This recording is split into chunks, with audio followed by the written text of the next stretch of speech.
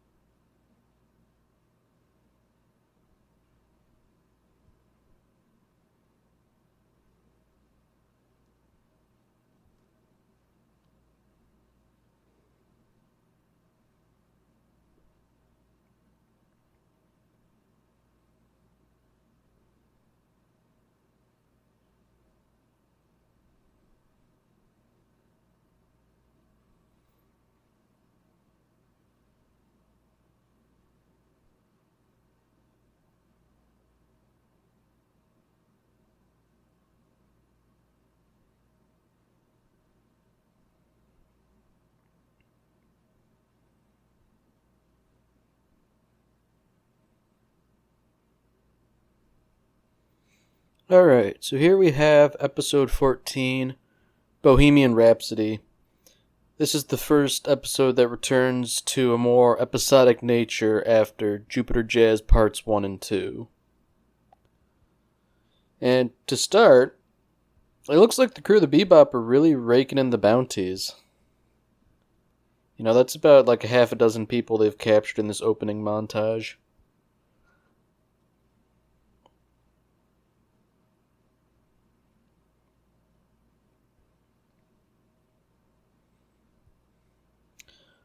Though it seems like for all the bounty hunting that they're doing, Ed and Ein don't really take a part in much of it. Probably for the best, all things told.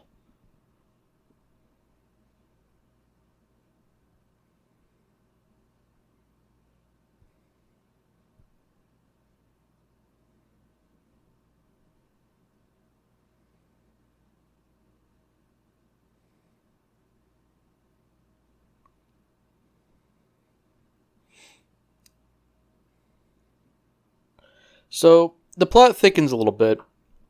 It seems they're on the trail of some bigger criminal, and the clue that they've all stumbled across is a chess piece. A king in particular, if I'm not mistaken.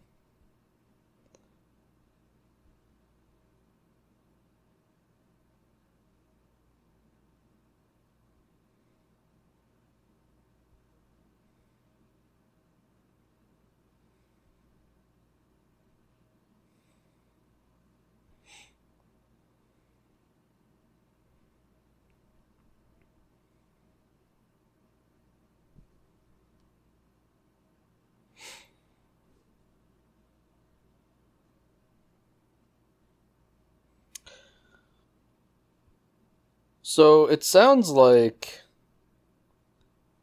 there's a guy who's attacking hyperspace gates. So, it seems to me like that's going to be the big to-do this episode. Trying to find the mastermind behind all those attacks on the gates.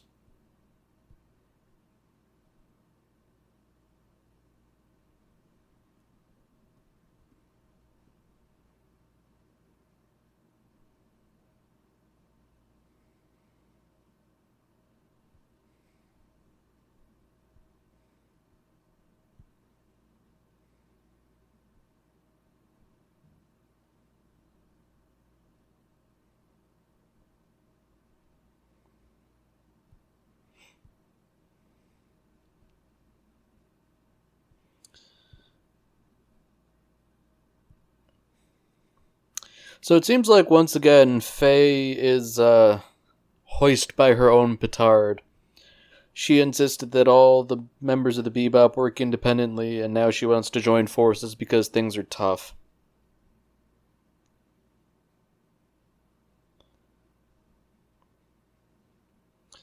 It was really probably just a short-sighted thing on her part. She wanted to have the entire reward for herself. But because it wasn't something she could figure out easily on her own, that whole thing sort of went out the window. Typical Faye, in other words.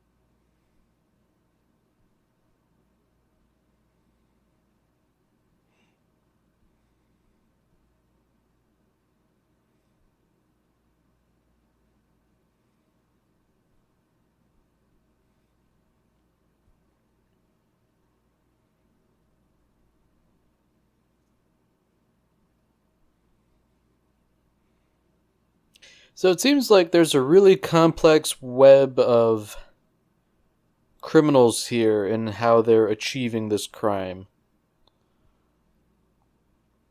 Seems like whoever planned it has gone to a lot of trouble.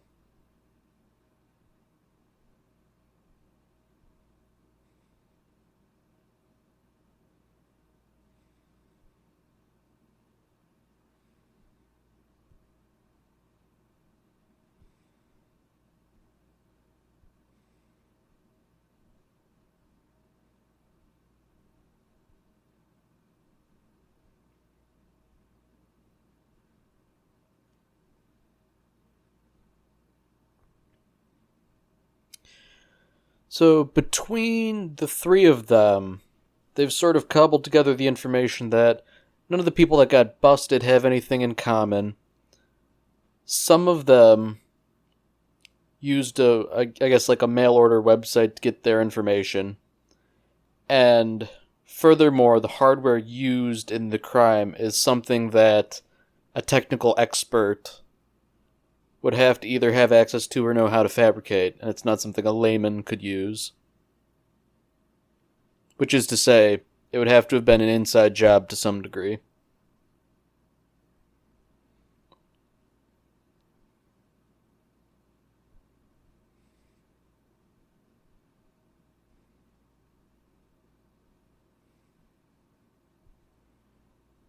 And of course, there are still the chess pieces, but no one really knows how those fit in yet.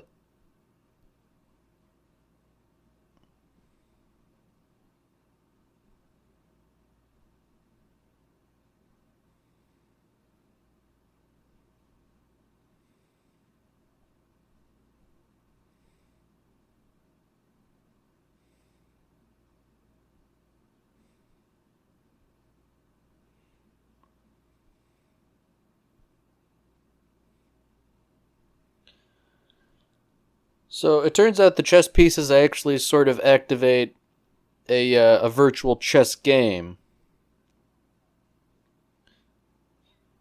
And it's not immediately apparent whether or not it's actually related to the crime.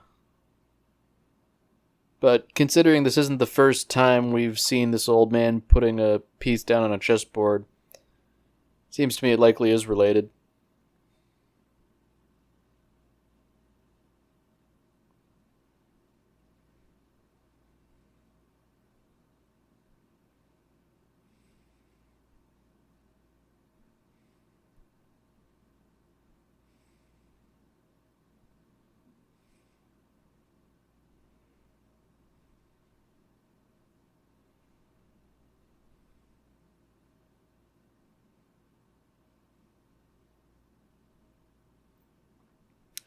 So it seems Jet has run into another acquaintance turned bounty hunter.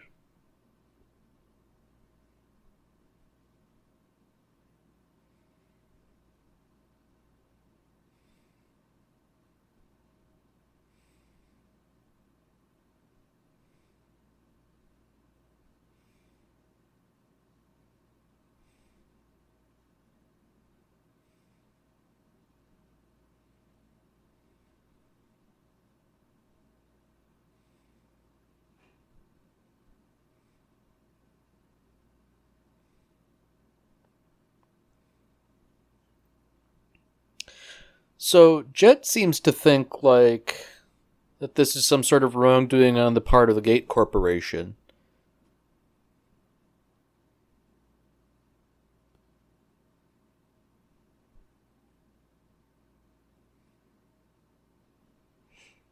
Of course, being a giant corporation, they are pretty shady, but that doesn't necessarily mean they're behind this particular rash of crimes.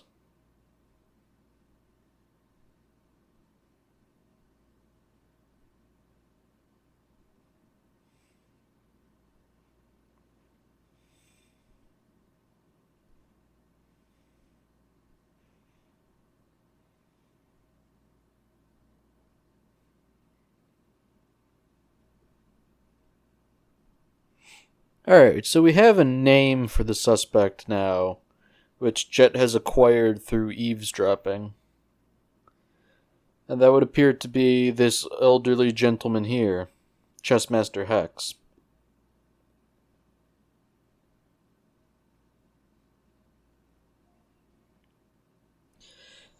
The phone call that Jet was eavesdropping on also mentioned that he was a ghost from 50 years ago. So this guy, assuming he was planning this, has been planning this for, the better part of half a century. So, seems to me that this is very important to him.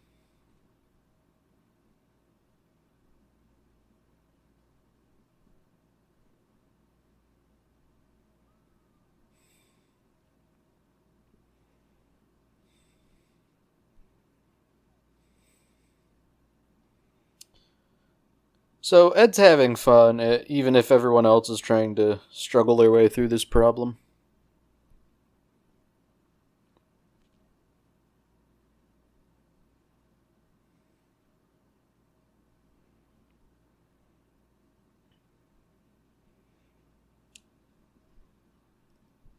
It seems like the chess master is having fun as well.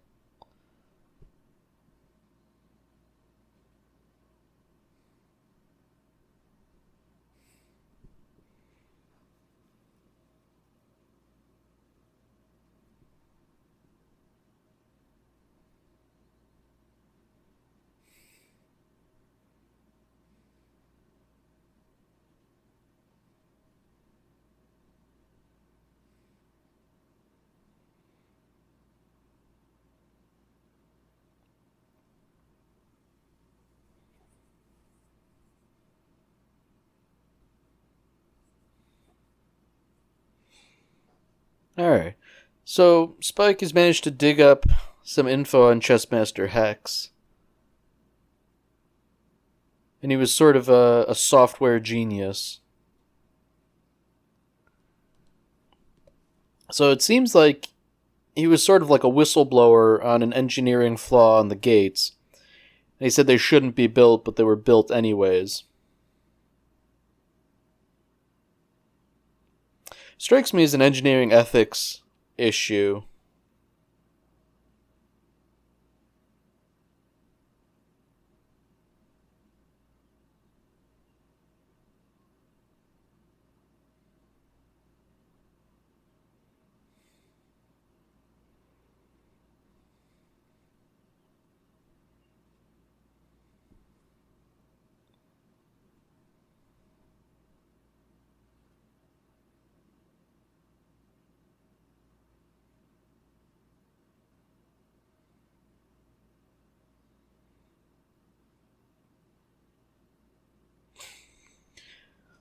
So Spike seems to think that because they so easily tracked the chessmaster through the chess game he's playing with Edward, that this is some sort of booby trap.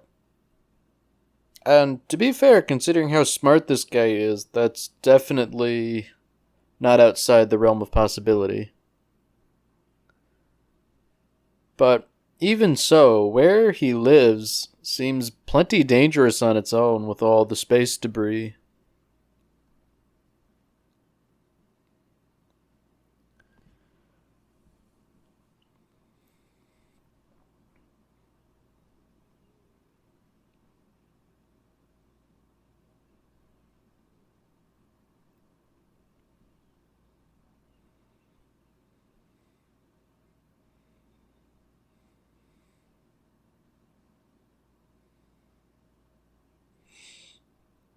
So Spike is pretty laissez-faire about this. You know, they're going in expecting a trap, but Spike really doesn't seem to care very much about whether or not that's actually the case. You know, that sort of fits in with his modus operandi about not really caring about very much at all, aside from Julia.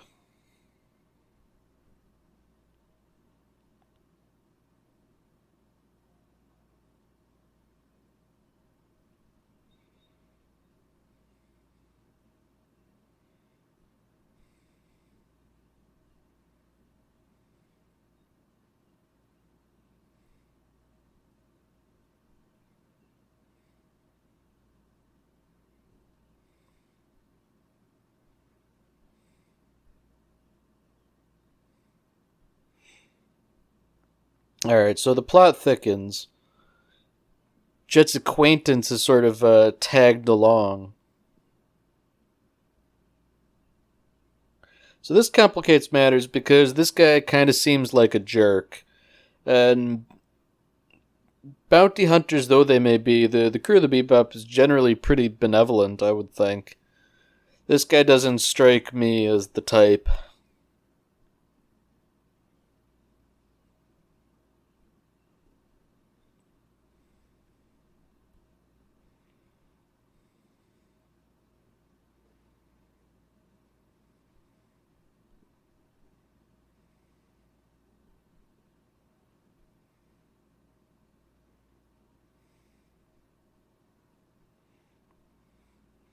So it turns out there is life on this wreck of a space station, at least in the form of a cat. So that's indicative that it's very likely that there are people here, or at least other forms of life. You know, I don't think a cat could live on a space station by itself for very long. It's a bunch of hobos.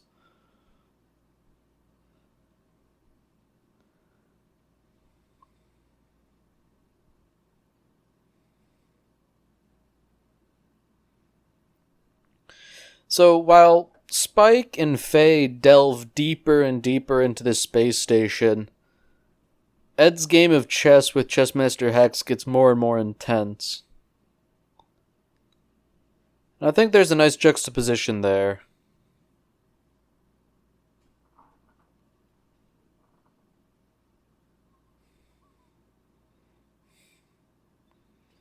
Both Ed and the Chessmaster really seem to be enjoying themselves. Which, I don't know. I dig it.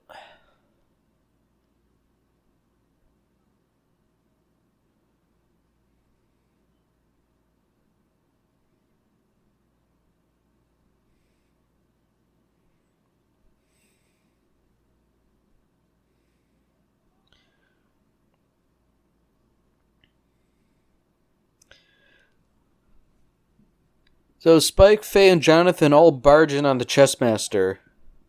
But it seems like he's gone senile.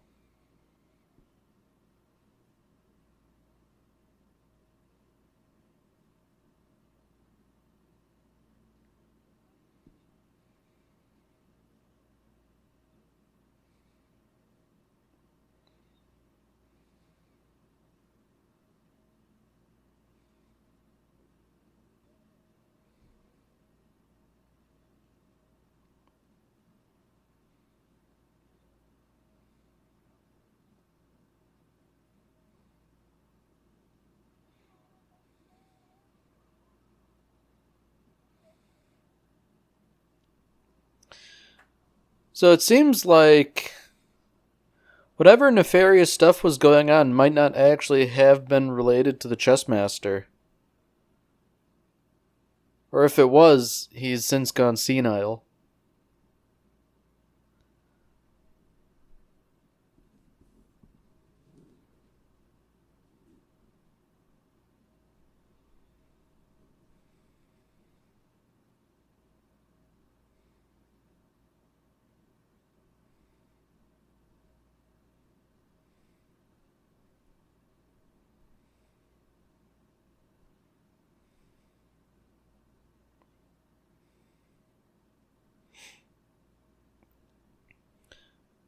Alright. So Hex had indeed planned this 50 years ago. He just went senile.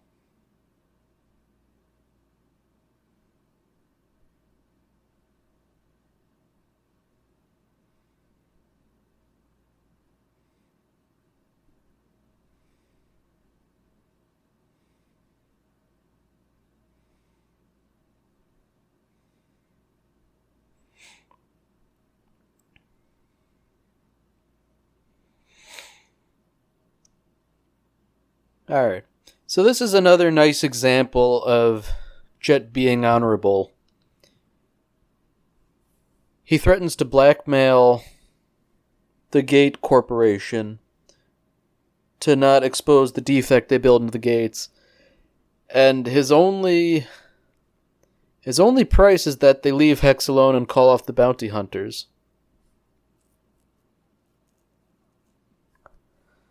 That's a highly honorable thing to do, I think. Especially because at this point, Hex is just a senile old man.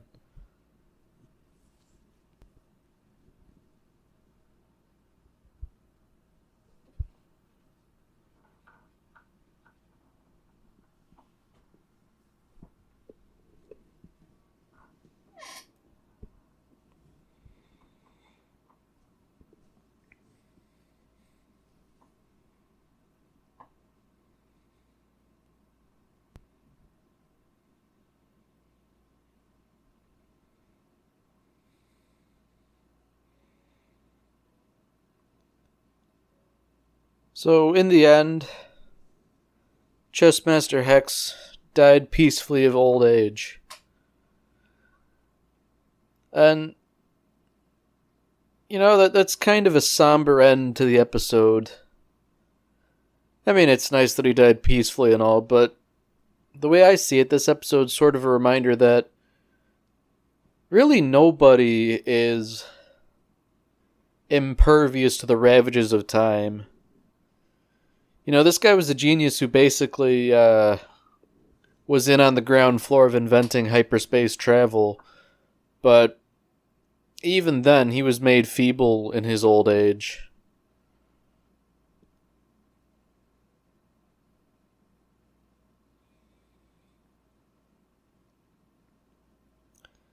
Man, sometimes Cowboy Bebop really hits you hard when you aren't expecting it.